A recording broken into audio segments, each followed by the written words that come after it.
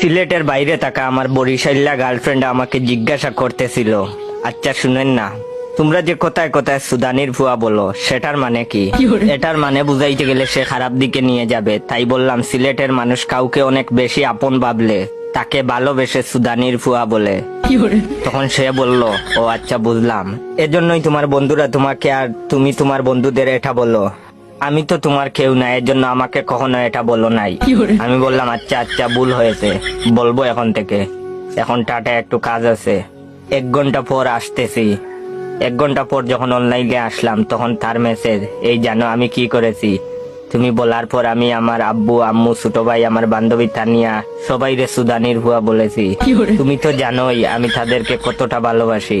আমি বললাম কি, এটা কি করলা তুমি? সে বলল, তোমাকে বলি নাই বলে রাগ হচ্ছে তোমার? আরে বাবা রাগ করতেছো কেন? এদের সবার থেকে বড় সুদানির ভুয়া তো তুমি।